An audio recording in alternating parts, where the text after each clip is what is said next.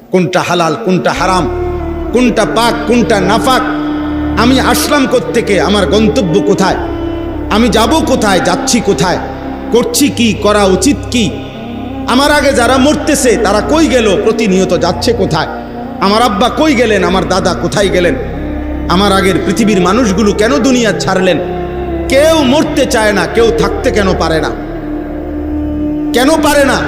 এরা যাচ্ছে কোথায়, এরা হারাচ্ছে কোথায়? এই সবটুকু ভাবনা, বুঝ, দেমাগ আল্লাহ তাআলা মানুষের আকলের মধ্যে বুঝার মতো সক্ষমতা দিয়েই আল্লাহ তাআলা আকলটা দিছেন। হয়তো শুধু বাতখানার জন্য, তো শুধু দুনিয়া ভোগ করব এতটুকুর জন্য এত বুদ্ধি, এত দেমাগ তো লাগে না।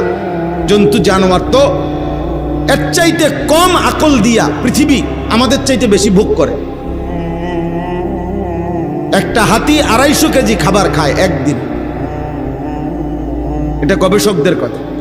90 লিটার পানি পান করে, 90 লিটার। একটি তিমি কমপক্ষে 200 মানুষের সমপরিমাণ খাবার একবারে খায়, এক লোকবা। একটি বাঘ ন্যূনতম 20 থেকে 25 কেজি গোশত একবারে খায়, কমপক্ষে, ন্যূনতম।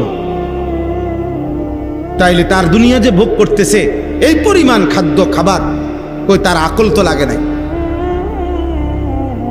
তাহলে আল্লাহ তাআলা আমাদেরকে স্পেশালি আকল দিলেন কেন, বিবেচনা বোধ দিলে কেন?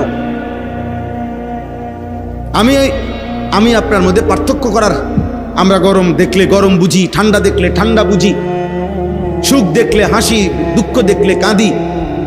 আমরা এই যে পার্থক্য করলাম, এটা আনন্দ, এটা বেদনা, এটা হাসি, এটা কান্না, এটা সুগন্ধ, এটা দুর্গন্ধ, এটা আলো, এটা অন্ধকার, এটা রাত, এটা দিন, এটা আকাশ, এটা জমিন।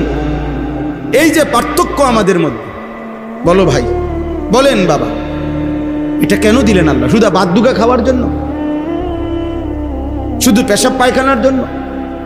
শুধু অল্প কয়েকদিনের রোজগার করে মরে যাওয়ার জন্য? না, ভিন্ন উদ্দেশ্যের জন্য।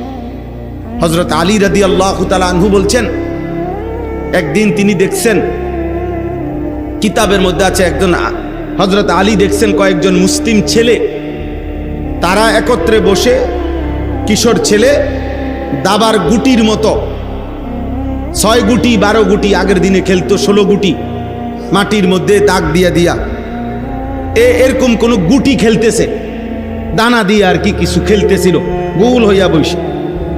হযরত আলী রাদিয়াল্লাহু তাআলা ওনার হাতের বর্ষা